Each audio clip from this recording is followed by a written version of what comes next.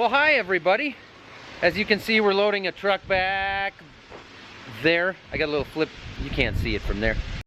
There it is, that's where we're loading a truck. Conveniently, the wind is coming out of the south, so it's carrying all the dust over this way. So my plan is to work on the new 2230 field cultivator here. It's not brand new, but it is newer than our 2210 was. It's got the leveling baskets, or the rolling baskets, on the back. What that does is those will spin around and do a nice job of leveling. The problem we get into is that sometimes they will pick up mud if we're in wet spots. So conveniently, these ones are on hydraulics, so if we get in a spot like that, we can just raise them up, and with the 3-bar harrow in front of them, it should be okay. This machine is capable of some stuff that our 2210 was not, as far as actually we can write tillage prescriptions with this, going deeper and shallower in certain spots depending on what we want to do. I might have deer out here to really run through that with me. I can't really see us using that a lot, but maybe. Our soils are probably consistent enough where we aren't going to really use that a lot. But I'm going to go through this thing, make sure it's greased up, make sure all the tires are good. Tractor is good. We actually had some work done on that this winter, so I know the tractor is good. Other than we had a mouse die in it somewhere, and it stinks to high heaven inside the cab. Because this rolling basket sticks out so much farther than the shanks, which serves a purpose to make sure you're leveling off, you're not leaving any ridges on the edges. The problem is we like to run this part of the field cultivator into the fence lines and get into rocks and bend the harrow up.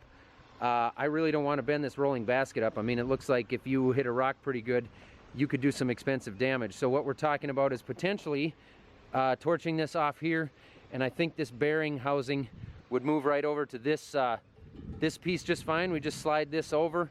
We're talking about doing that on both sides. Otherwise, these ones in the middle are actually narrower. Oh, I'm stuck. I'm stuck. There we go. Those are actually narrower. See what the cost is to get one of those and put one of those on the end here. But I think it'd clearly be cheaper just to torch that off. But then maybe it gets into a resale thing. I don't know. We're talking about it anyway. But that's what we got going on this morning. We're going to run through some equipment. The planter's inside. It's pretty well ready to go.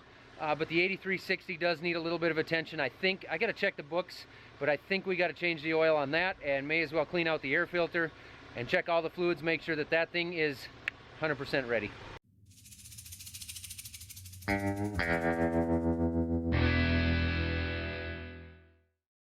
I may as well back this thing up a little bit closer to the shop because I am going to be running the air hose out, so it's going to need to be a little closer to the shop for us.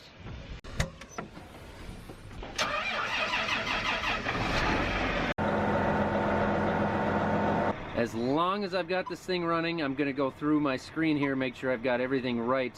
I did program the new implement, the new 2230 into here yesterday, but I have not checked the offsets to make sure these are all correct. What that does is basically tell the GPS on top of the cab here where the implement, or the field cultivator, or the digger as we call it in Minnesota, where exactly that's at behind the tractor, so that the auto steer knows exactly how to function. So I'm going to go through, run through those measurements and measure where that thing is at in relation to the GPS, in relation to the axle on the tractor, and all the other fun little measurements that it needs to account for anything that it's doing. On tillage, it's not a super critical thing. I'm just going to use a tape measure, not a micrometer. Measurement A, 120 inches or 10 feet. We'll see if the computer wants it in feet or inches. This one is programmed for feet, 10 feet. All right, so measurement B, inline distance from front to rear of implement. All right, I've got all my measurements in. I have set up my home page on tillage. Again, not a big deal, so I only set up one page. What I'm going through and doing right now is setting up all of my tracking lines for my auto steer to make it as simple as possible for the guys who are running this machine. So I'll try to make it so you can see it with the sun glare there. I'll go to set track 0. So far I've got an east-northeast, east-southeast, a north-northeast. Now I'm going to make a new one, and I'm going to say north-northwest. North-northwest, except that I'm going to set that for a heading of, let's see, I want it at 7 degrees of angle, so instead of at 0 or 360, I'm going to say 353 degrees. That will give me my 7 degrees, set the A, accept and continue. Now I've got my straight track set up, my steer. I've got all these in here. We should be good to go. I'll take that off for now, just so it doesn't beep going down the road. Now the first thing I want to do is basically get to the center of the main frame of the field cultivator. So I'm going to fold the wings up. That makes it a lot easier to get to those center tires and the grease points underneath there. As long as I'm doing that, I'm going to spin around in the yard and calibrate the TCM on this. That also controls the guidance. Basically calibrates it, sets the 0 point for what it needs. Hello.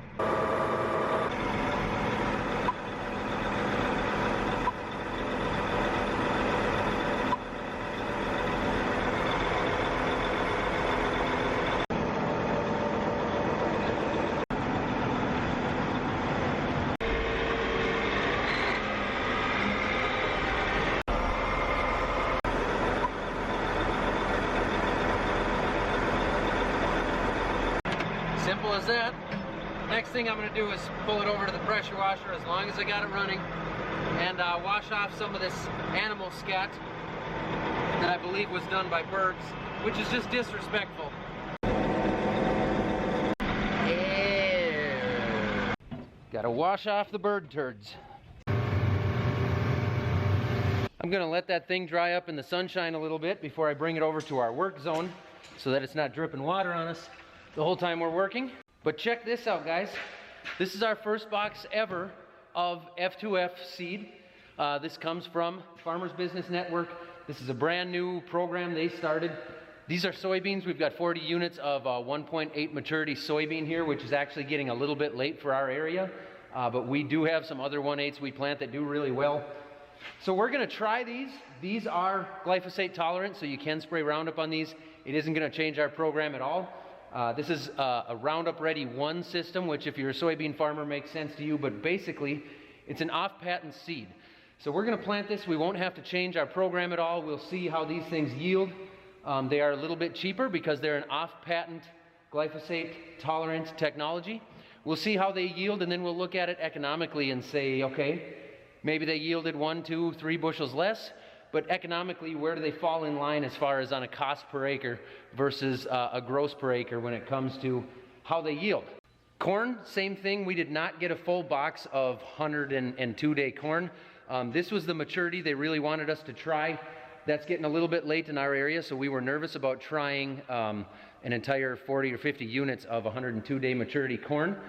This is conventional, so this is non-GMO corn.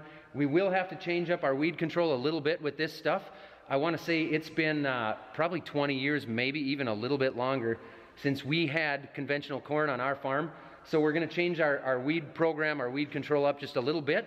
And then there again, cheaper seed.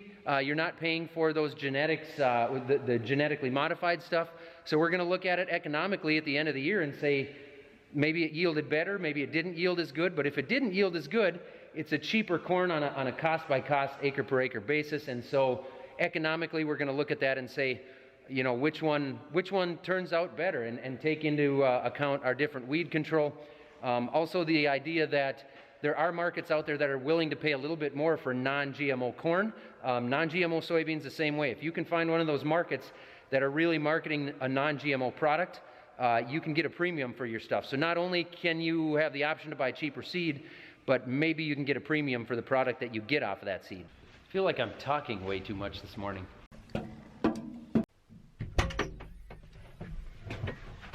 Safety first. That there lever locks the hydraulics up so that if we break a hose or something, it's not going to come slamming down on top of me, because that could cause death, and I don't want to cause any death. First things first, gotta find the grease points on here.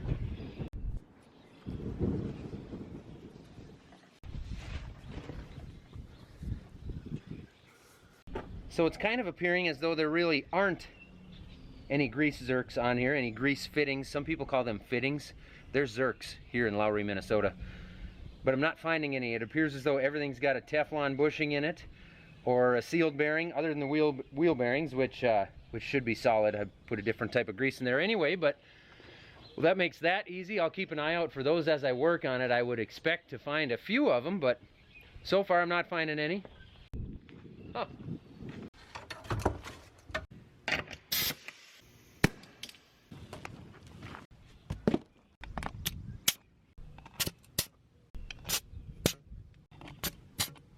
good on the mainframe. These appear to be a lot heavier duty, nicer tire than our 2210 had on as well. So that's good, because tillage can be a little bit hard on tires at times. Not necessarily the field cultivator so much, not like the Ripper, but it can be hard on them, and it can be a pain in the neck.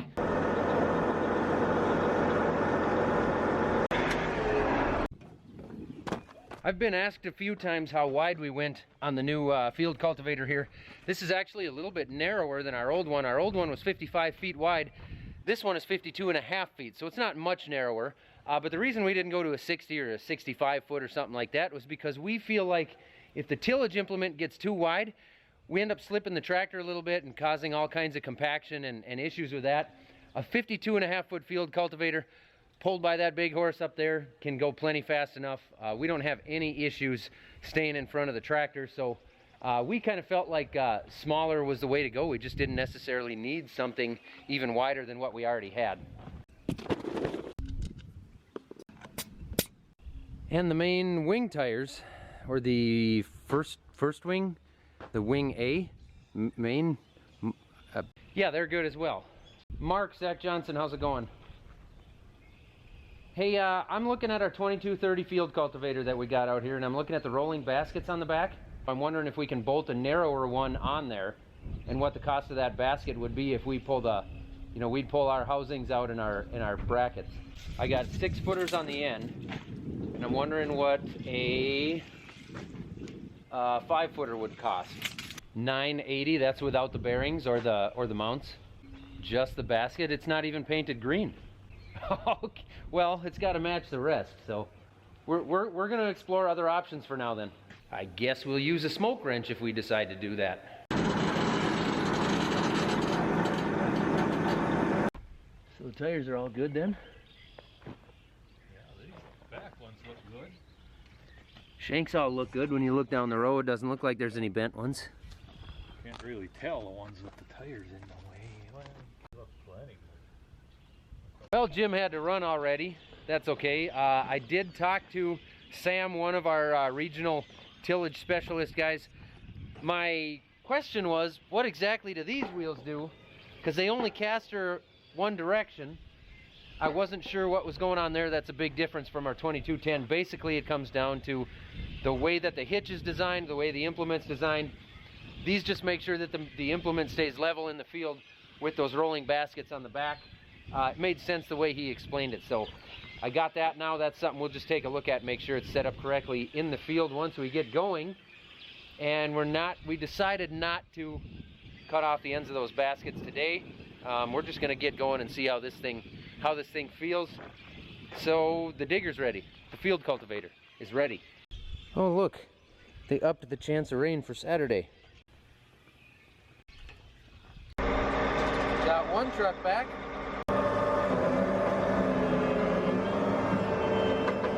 Gotta put a little diesel in her. Hard to find good help.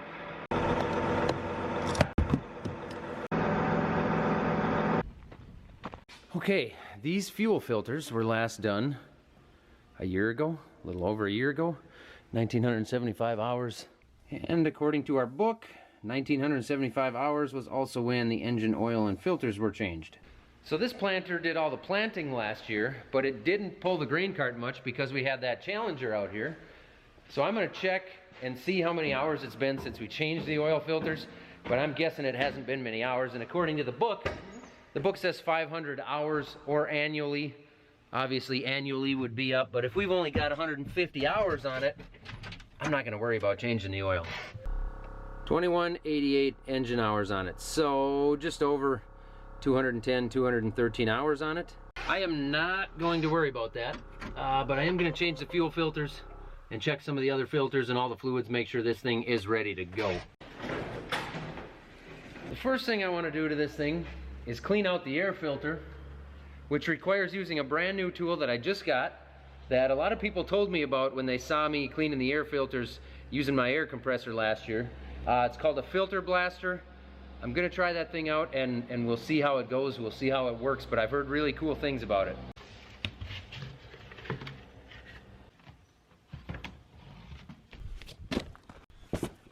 The idea behind this product is to clean the air filter from the inside out rather than hitting it with the air compressor like I've done for several years. I was able to get a hold of this from May West. They actually sponsored this video. They did provide this product. I am gonna try this out. We got different size air heads here. We got this piece that fits lots of different sized filters, so we can fit different sized filters.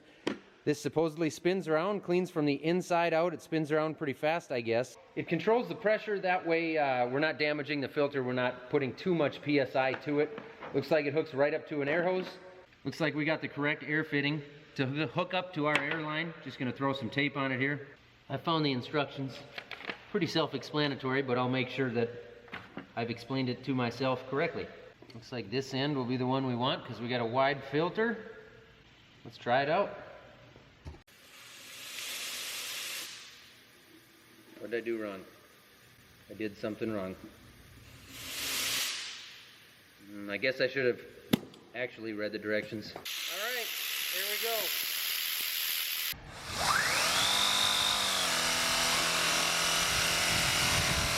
So I'm gonna go throw this filter back in the tractor, and then I gotta go load a truck. Sunshine and wind, that's just what we need right now. This truck is loaded. Time to meet with some agronomists here now that have been waiting for me for a few minutes. I've had a bit of a break there. The agronomists are met with. We loaded a bean truck, we loaded 2 more corn trucks, we chased a woodchuck out of the shop. I didn't see where the woodchuck went, but I'm thinking Didge found it down here, and how convenient. I have a woodchuck poker. I can hear this thing chattering its teeth at the dog, and woodchucks do a lot of destruction, so I'm gonna see if I can poke it out from under there so that the woodchuck and Didge can talk to each other and try to figure things out. Whoa! Holy, Didge, come here, Didge, come here. I was always told not to worry because they're more scared of you than you are of them. That's not true in this case, not at all. I'm gonna let the dog take care of that one because I'm tough like that. Hey, where are you going? Well, it looks like Isla's gonna help me out here a little bit more while I continue on this tractor. Doesn't need much, but I'm gonna do the fuel filters next. Those are a little stinky. Get your hands a little slimy. Isla, what do you think? Good. Good? Do you want to change fuel filters on this tractor? All right.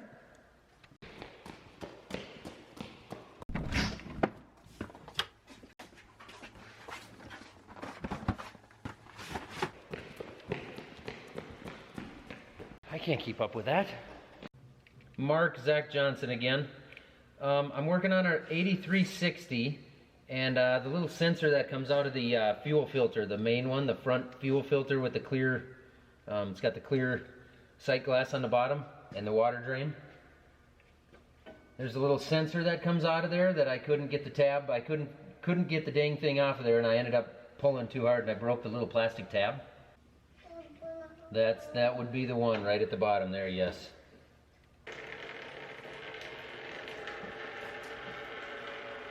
Oh, I almost lost it.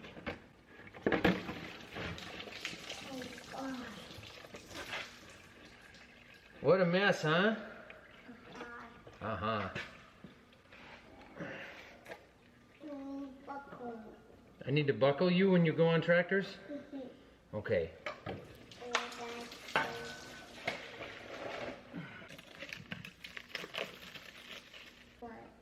Well, because we want new ones to filter all the diesel. Oh. To make sure our engine is safe. Okay. Make sense? I thought so.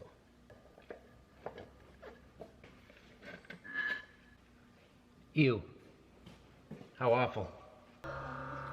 There we go. Key is on. Filters are priming. I'll get a little floor dry down here and on my new boots.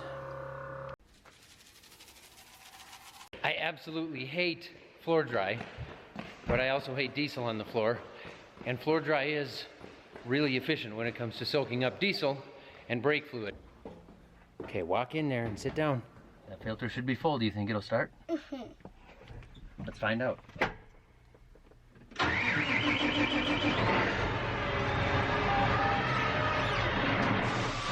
Oh, that's not cool. I have never had one of these newer tractors with an electric fuel pump do that to me. I had the key on for at least a couple of minutes, so I guess we'll see what we've got. I got it on right now. Hopefully it'll continue to pump some air out of there, do whatever it's got to do, I guess. Hopefully. Well, it was pumping and gurgling and it did quit, so we will try this again.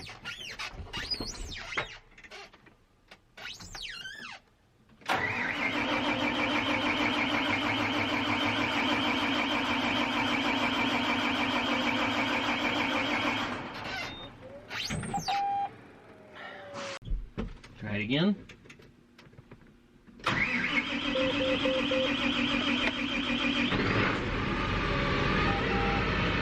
That's a good thing. That's a good thing.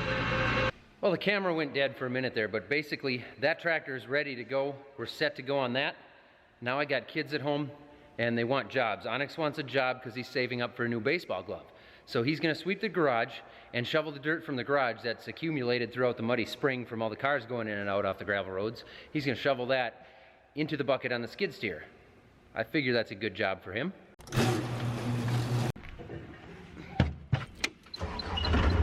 Getting a little dark to the west. Keep it up, Onyx, good work. I think it's gonna rain. Well, now we got 3 more trucks to load and a grain cart to put beans in.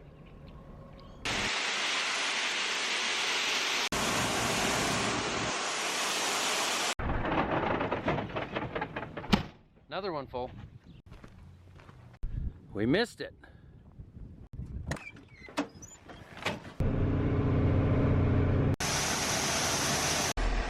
Didge, what are you doing? You know I got the camera right. What are you doing? So a few days ago was Easter. We had an Easter egg hunt for the kids. Looks like they missed themselves an egg. Look at that. Better see what's in there. Oh, jackpot. It's 6 p.m. now. I better go have a steak and some Leinenkugels before we load up this cart and this last truck.